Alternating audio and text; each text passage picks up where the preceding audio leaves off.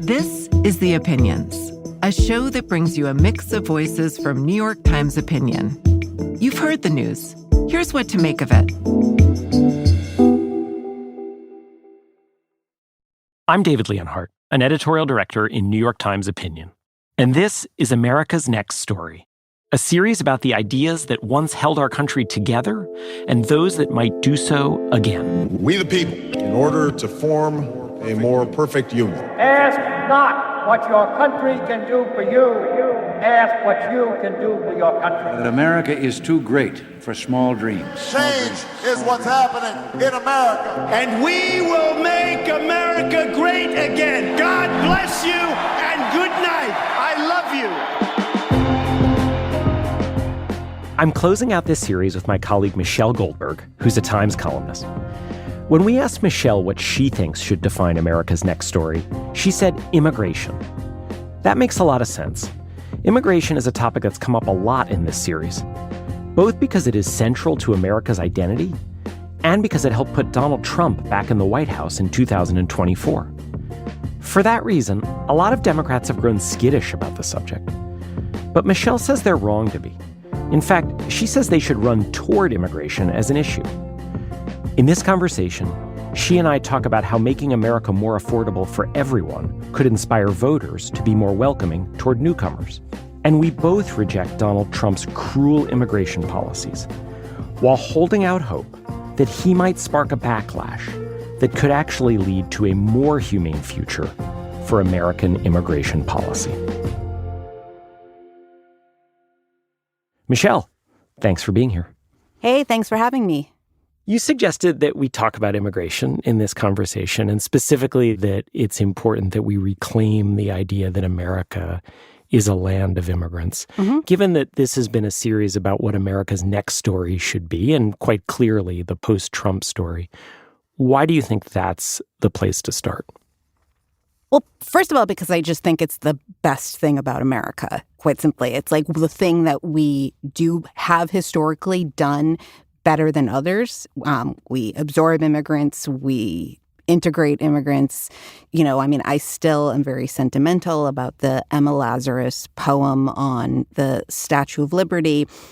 And historically, we've gone through these periods of racial nationalism, like we're in right now, people who want to define America as, a sort of ethnic community, and periods of civic nationalism, where America is about ideas and values, ideas and values that are sort of open to anyone who is willing to do the work of embracing them. And I grew up, I think probably you grew up, at a time when civic nationalism was so ascendant, we barely even thought of it as an ideology. It was just the sort of, basic American idea. It was unchallenged.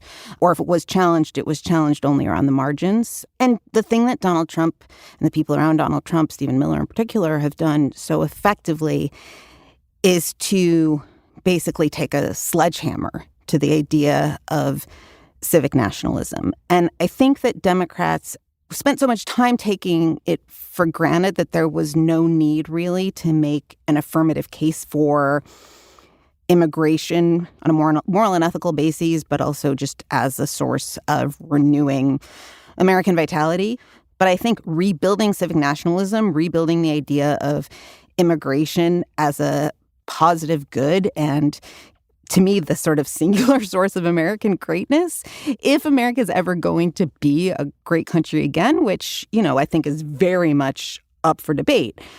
But if it is, I don't see any other way that you do it. And to your point about this shouldn't feel too strange, because many of us, any of us of a certain age, have lived through a period in which that was the norm.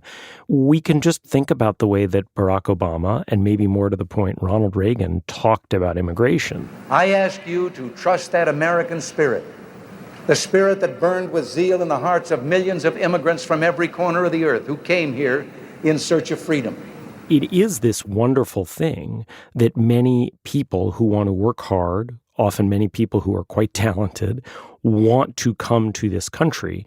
And if we want to think about an American... At least wanted. Yeah, that's interesting. Wanted. I'm actually still pretty optimistic that if we could get a president other than Trump, that people will still want to come to this country.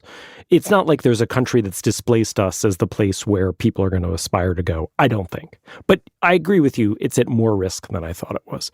And so I assume you're thinking about a language that recaptures some of that. Is that right? Or do you think that civic nationalism needs to be different from what it was in the past?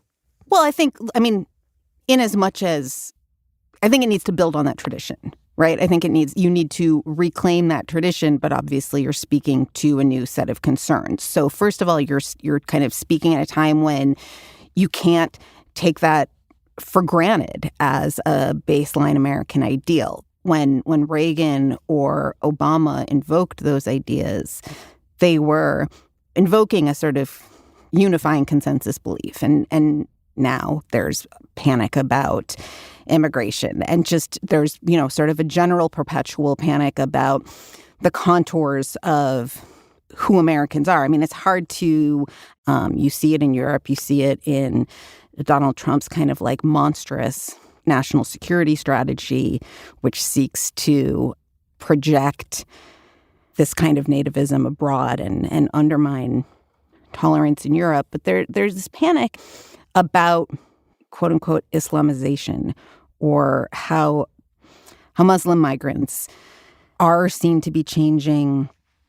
I think nobody has made the case that America, again, is just so much better at absorbing people than traditionally many European countries. And I mean, America has its problems. It has, obviously, its, kind of underserved neighborhoods. I'm not trying to sugarcoat it, but this is something that like America should be proud of. Americans should be proud of, as opposed to sort of cowering and assuming that the worst effects of mass migration in other countries are going to be our destiny.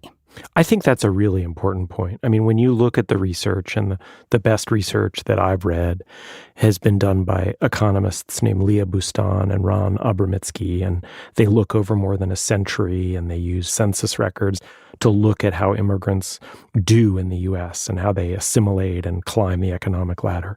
And it's really striking that the immigrants of the last several decades, who are predominantly Latino and Asian, have climbed the ladder at an extremely similar rate to the overwhelmingly European immigrants of the late 19th and early 20th centuries. And as you said, we're better at this than much of Europe is. Right. Have been better, and we're taking this advantage that we've had and setting it on fire. Yes, we have been better, and I hope we'll continue to be better.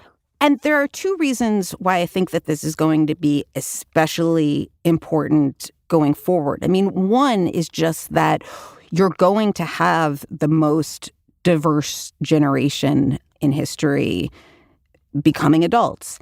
And if you're worried about kind of American disunity now, imagine how much worse that gets when you have an explicitly kind of white nationalist, which I would argue is what Trump has, an explicitly white nationalist vision of what it means to be an American.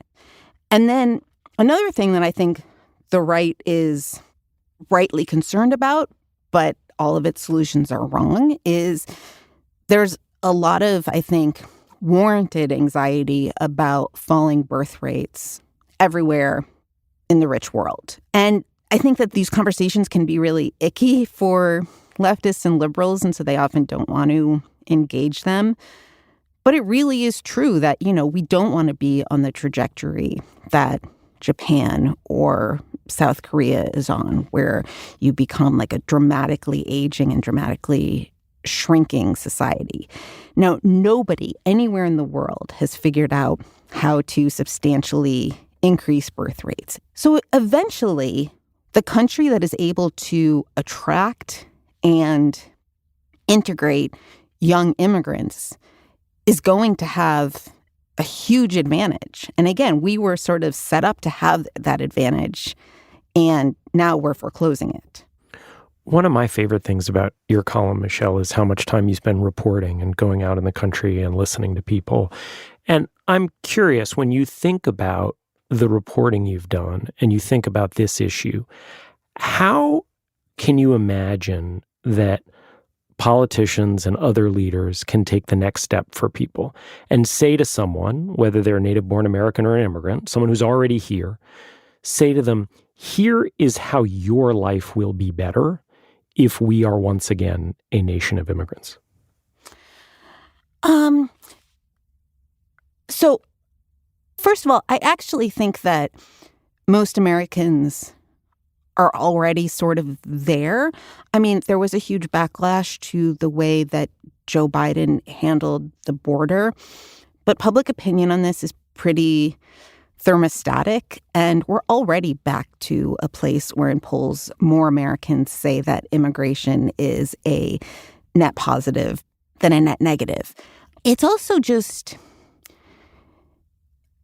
it's much easier to make these arguments for the benefits of immigration when people don't feel like they're operating from a position of like extreme scarcity and fear, right? When people feel like they can't afford their own lives and things are spiraling out of control, then I think they're probably much more open to arguments about, well, it's because all these other people that you don't know are taking something from you. I mean, you hear Stephen Miller and J.D. Vance say the traffic will be better and the schools will be better and the hospitals will be better, your wages will be higher. All these problems you have are going to go away after we conduct this mass deportation campaign. We flooded the country with 30 million illegal immigrants who were taking houses that ought by right go to American citizens. And at the same time, we weren't building enough new houses to begin with, even for the population that we had. So what we're doing is trying to make it easier to build houses. We're also getting all of those illegal aliens out of our country, and you're already seeing it start to pay some dividends. Nobody in practice thinks that like the shrinking of their community makes their life better. You know, like my kids go to public school in New York City. And the big problem with New York City public schools is that they're losing enrollment, not that they're over-enrolled. And we have probably many more undocumented immigrants than most places, right? Nobody feels like a town or a city that's shrinking is becoming, at the same time, more desirable. I want to come back to the question of what a future immigration policy should be and what lessons we should take from Biden. But I do want to spend one more minute on Trump. His policies are so extreme. They're so cruel. I could pick any number of examples. The one that's on my mind, because I just watched some of the videos of her, is a young woman named Ani Lucia Lopez Belloza, whom you may have heard about. She lived in Texas, and she was going to Babson College up in Massachusetts and was coming home to surprise her parents over the Thanksgiving holiday. And ICE picked her up at the airport in Massachusetts and seemingly, based on what the lawyers have said, without due process, deported her to Honduras, a country she hadn't been to since she was a little girl. And when you listen to her story and think about the many other stories like it, I think there are many, many Americans who either are or will be offended by the way that Donald Trump, including Americans who voted for him, is conducting this policy. Right. I mean, you see this on Joe Rogan. You know, you see this on some of the podcasters that were all in with the MAGA movement. Now they're looking at it and saying, like, no, wait, what is this? You know, this isn't what I mean, that is what you voted for, but I don't think they necessarily realize that that's what they were voting for. I mean, I'm also really haunted by what's happening to these Afghan refugees who are here because they helped our military and our government during the long war in Afghanistan, who are obviously not safe returning to Taliban rule, who we're going to send back, right? We're sending back refugees from Iran. We're sending back refugees to Russia who are getting conscripted the minute that they step off the plane. You know, and you barely need to make a sort of ideological case against this, right? Like there's sort of no religion, I don't think, on earth that would countenance this treatment of human beings. But I think we need to go beyond just like, we're not going to do this, and explain like why this, thing of ours that Donald Trump has disassembled was so precious. Okay, so now let's turn to Biden and parts of this conversation that I find harder to think about. Mm-hmm. Avoiding Trump's cruelty and his extremism and his racism seems really straightforward to me morally and even politically in most respects. But then the question is, okay, what should come after Trump? And I think Biden's immigration policy wasn't just a failure of politics or explanation, but was also a failure of policy. And I think that because I think even in this country that is so good at incorporating immigrants into our society, there have to be limits. And the Biden folks, I think, were fairly disdainful of those limits. And I think this may be an area where you and I are in a little bit different place, which is part of why I want to talk about it. So Can you give your diagnosis of what the Biden folks got wrong? The essential problem at the border, and tell me if you disagree with this, during the Biden years was the abuse of our asylum system, right? I think you would agree with that? I agree with that. I don't think it was even that much on their radar. And I'll admit it wasn't really on my radar that people were so up in arms about this. And, this is one of those places where I am will admit to being pretty out of touch with American public opinion. I mean, I live in New York City. I saw the influx of migrants, including, some at my kids' school. And I thought it was a problem for them. You see all the time now these little kids on the subway selling candy, sometimes with their mother, sometimes not.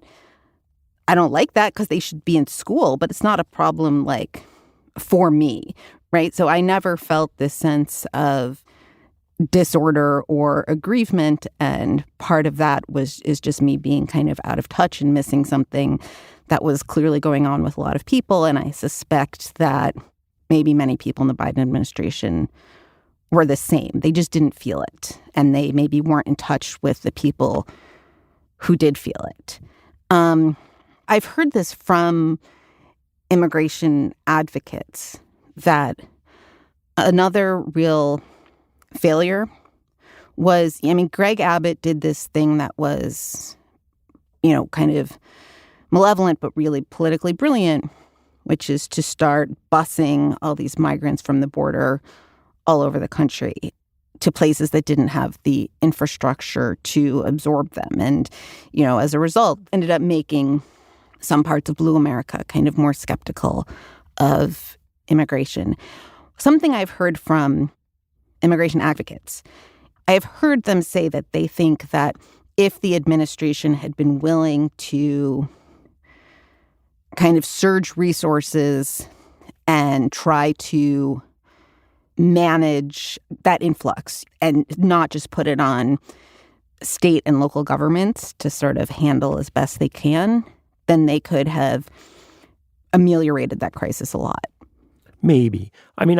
I've grown, I think a lot of immigration advocates in this country basically are in favor of more and more immigration.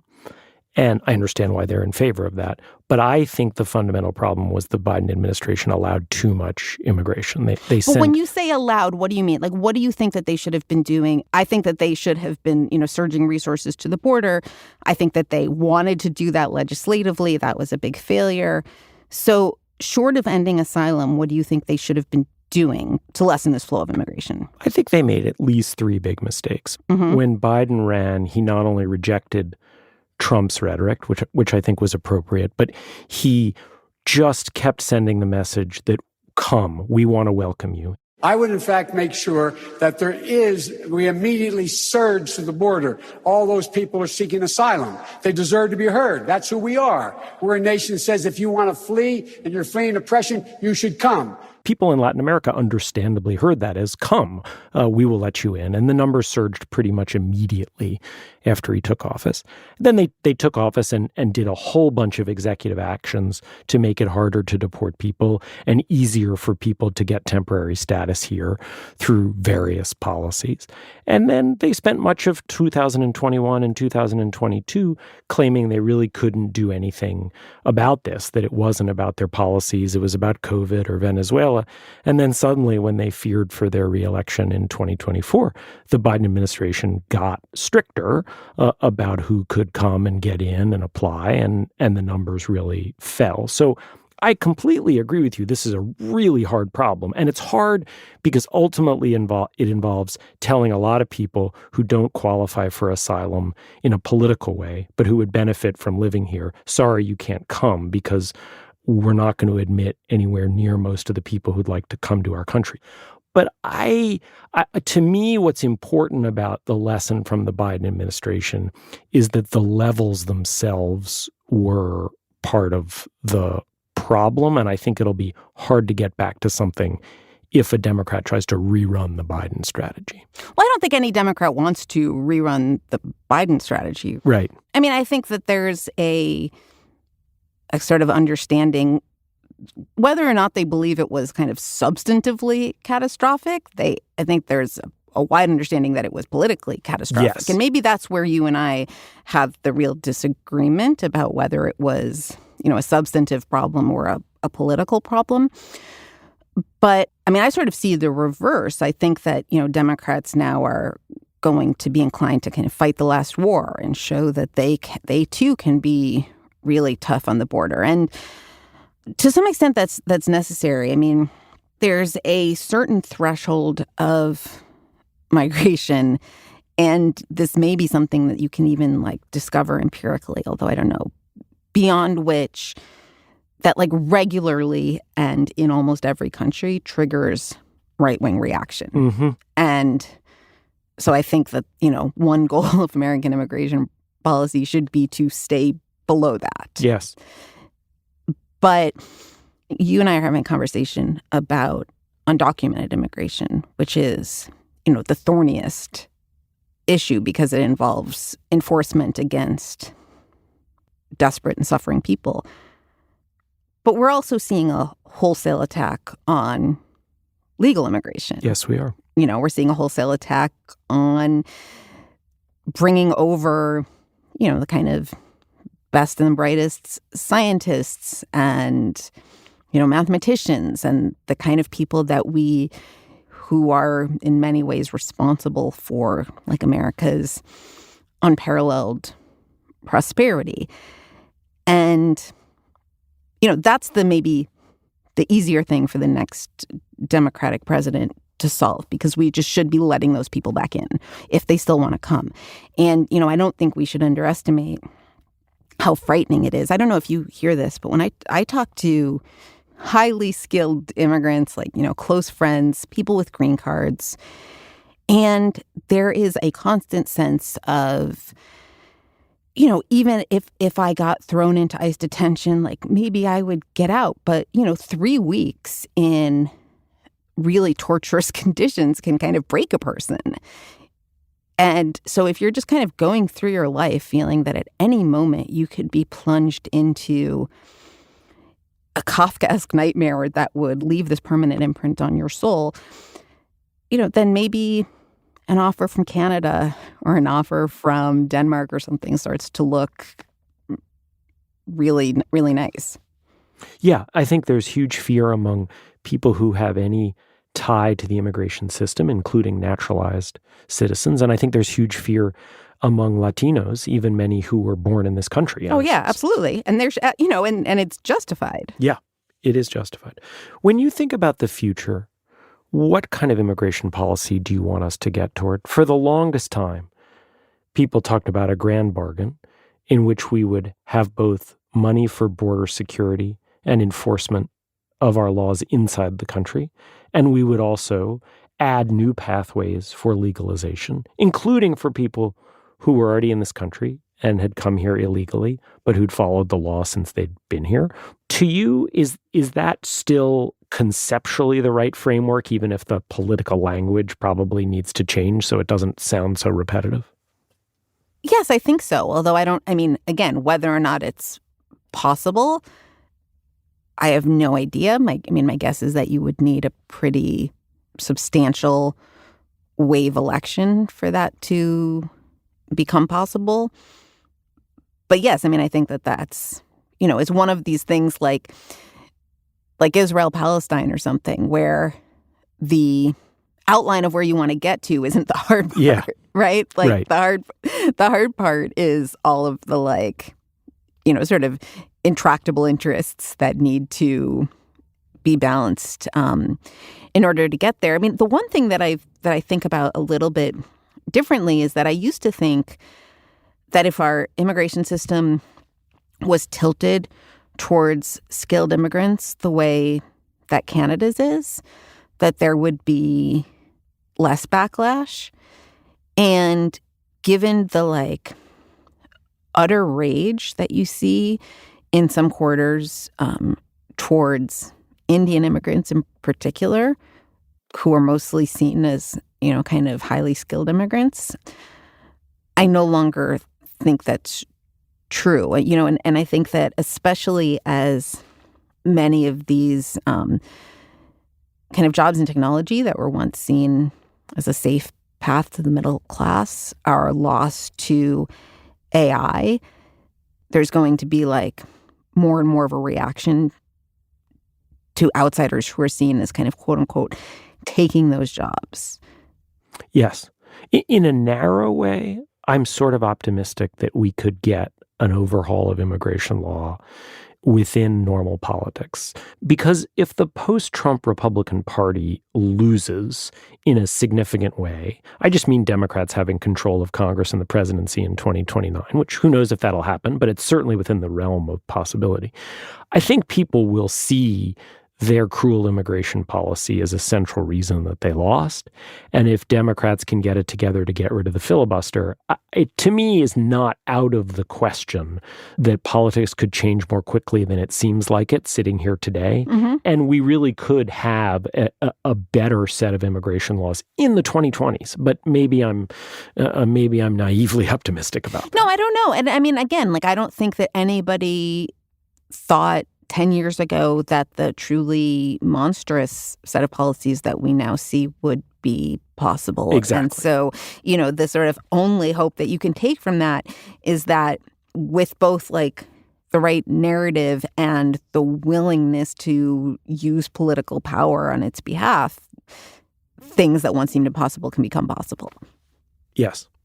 You used this word at the beginning of our conversation, scarcity, that sticks with me and I actually think is a really nice way to try to wrap up this series, which is even if I'm narrowly optimistic about the possibility of better immigration law within the next several years, in a way, our problems with immigration are related to so many of our other problems, which is many Americans have felt a sense of scarcity. And when people feel scarcity, politics get really nasty and they're not generous. And we began this series at the Jefferson Memorial talking about the ideas that animated the founders, flawed though the founders were. And I'm curious, when you think ahead to 2026 and the 250th anniversary of the country and the notion that you and I share, which this is a country of ideals, it's not a country of religion or ethnicity. I'm curious in the broadest terms how you think about what should be the ideals that we aspire to live up to come out of this incredibly dark period that Donald Trump has dominated.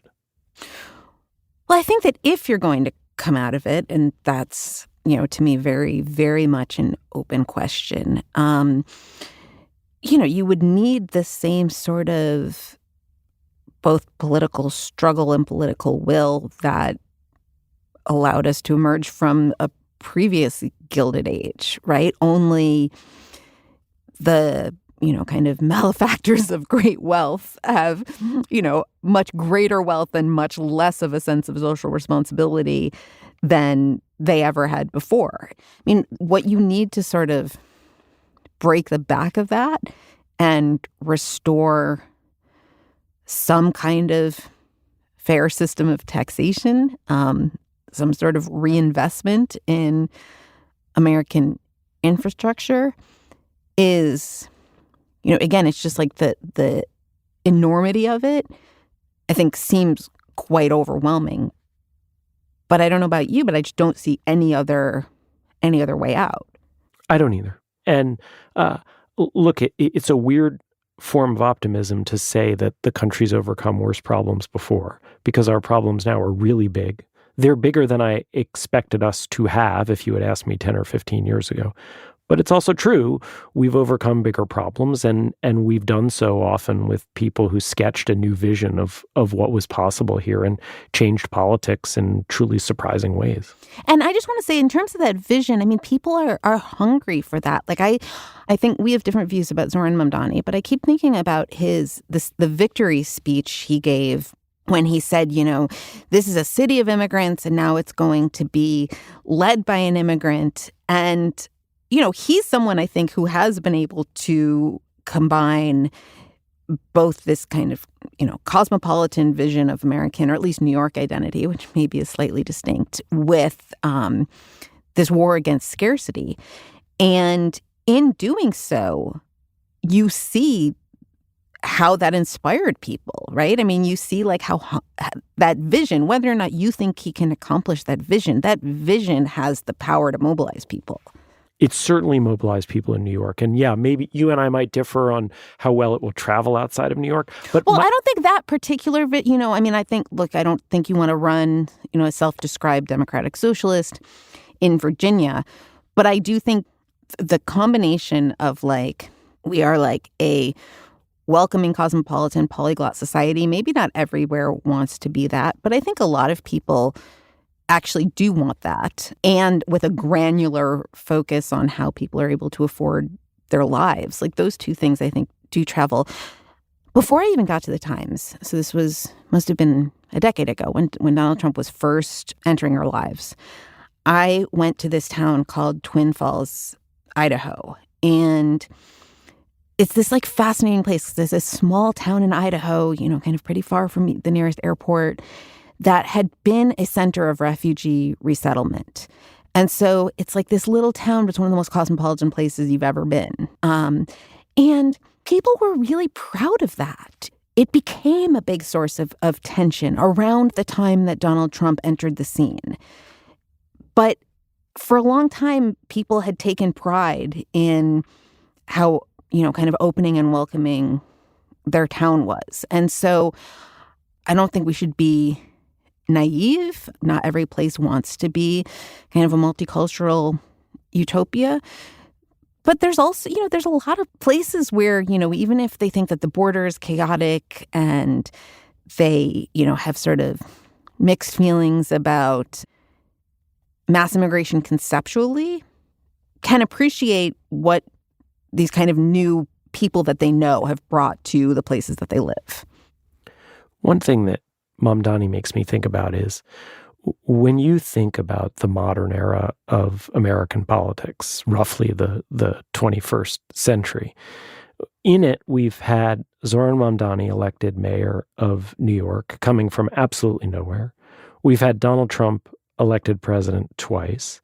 And we've had Barack Hussein Obama, as his critics like to call him, elected president twice, not long after he was an obscure Illinois state legislator. And so I do think that there is this real hunger for something other than the ordinary, and that whoever is the next successful politician, whoever follows Trump, whoever is the national version of Mamdani, if they don't tap into that desire for something fresh and something new and something exciting, they're probably not going to succeed. Yeah, no, I think that that's absolutely right. It seems like at least possible that if a Democrat wins in 2028, it's someone that if we mention their name now, we would both say, who? Which will certainly make it more interesting. Michelle Goldberg, thank you very much. Thank you so much.